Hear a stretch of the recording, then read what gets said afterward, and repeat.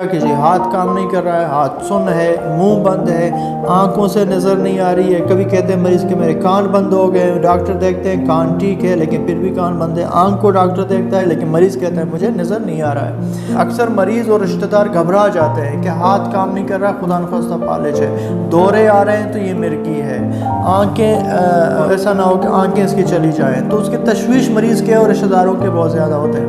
اب ہم بات کرتے ہیں اس کے مینجمنٹ کے کہ how to control, how to prevent and how to treat conversion disorder. میرا نام ڈاکٹر الیاس بلوچ ہے، میں کنسلٹنٹ سائیکیٹرسٹ ہوں. جب ہم اس کی بات کرتے ہیں کہ یہ بیماری ہوتی کیوں ہے، اس بیماری کی وجوہات کیا ہیں، یعنی ایٹیولوجی کیا ہے، کازز کیا ہے، یہ دیکھا گیا ہے کہ یہ بیماری جو ہے کسی آرگینک لیجن سے نہیں ہوتا. دماغ میں کوئی باقاعدہ چوٹ یا دماغ میں کوئی خون بند ہو یا کوئی ایسی چیز نہیں ہے. یہ ایک سائیکولوجیکل ڈس آرڈر ہے جو انسان کے لاشعور میں ہو جاتا ہے.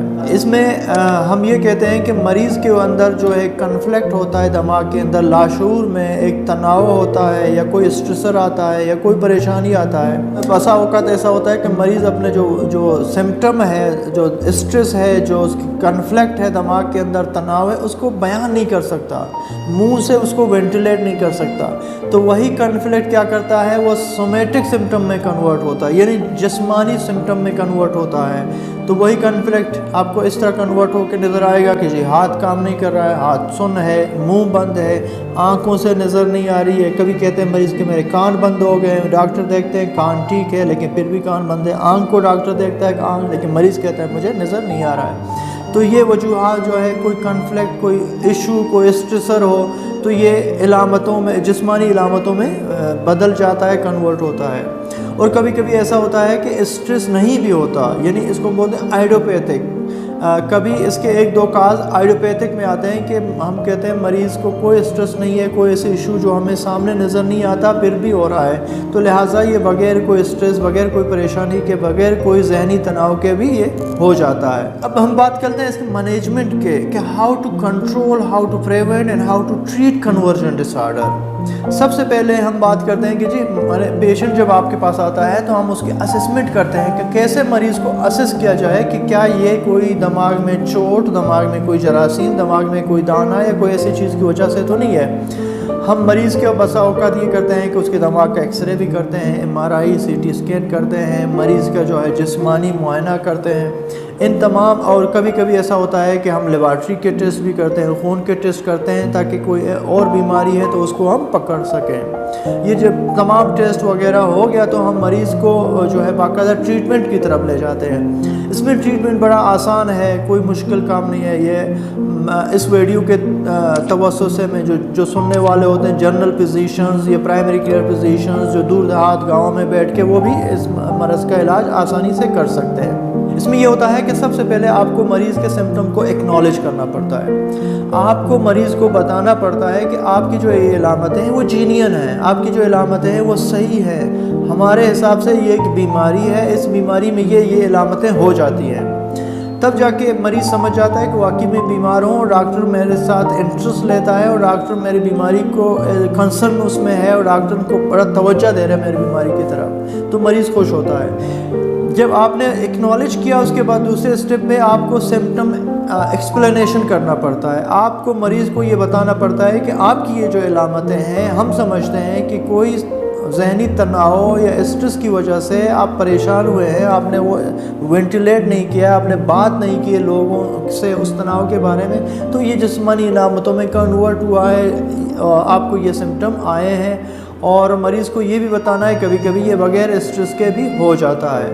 اس کے بعد جو ہے آپ کریں گے مریض کا ری ایشورنس، یعنی تھرڈ اسٹیج پہ آپ کریں گے مریض کے ری ایشورنس. کا مطلب یہ ہے کہ آپ مریض کو یہ یقین دلائیں. اکثر مریض اور رشتہ دار گھبرا جاتے ہیں کہ ہاتھ کام نہیں کر رہا، خدا نخواستہ فالج ہے، دورے آ رہے ہیں تو یہ مرگی ہے، ایسا نہ ہو کہ آنکھیں اس کی چلی جائیں. تو اس کی تشویش مریض کے اور رشتہ داروں کے بہت زیادہ ہوتے ہیں. تو آپ کو ان کو ری ایشور کرنا ہوتا ہے کہ یہ ایک عام بیماری ہے، اس میں کسی کی جان کو، کسی کی کوئی اعضاء خطرے میں نہیں ہے. किसी किस्म का ऐसी कोई बात नहीं है कि मरीज़ की जान को या कोई और ख़तरा हो।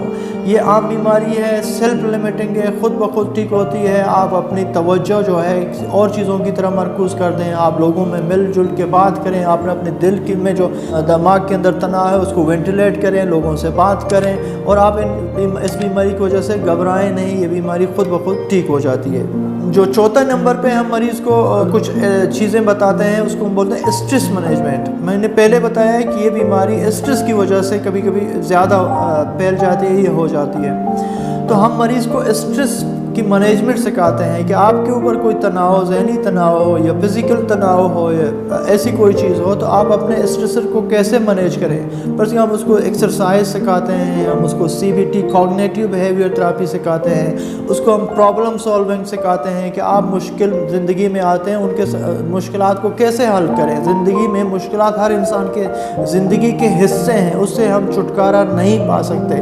तो लिहाजा मसाइल को हल करने का और सही मानों में जीने का तरीका सीख लीजिए।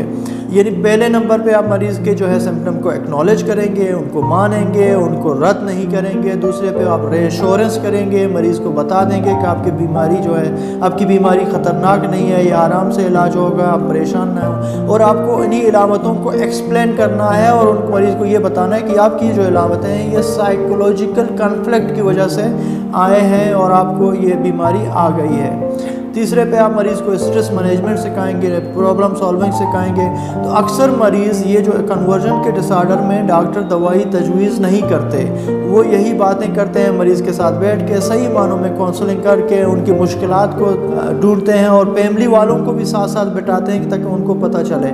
बगैर किसी दवाई के मरीज़ ठीक होके घर चला जाता है।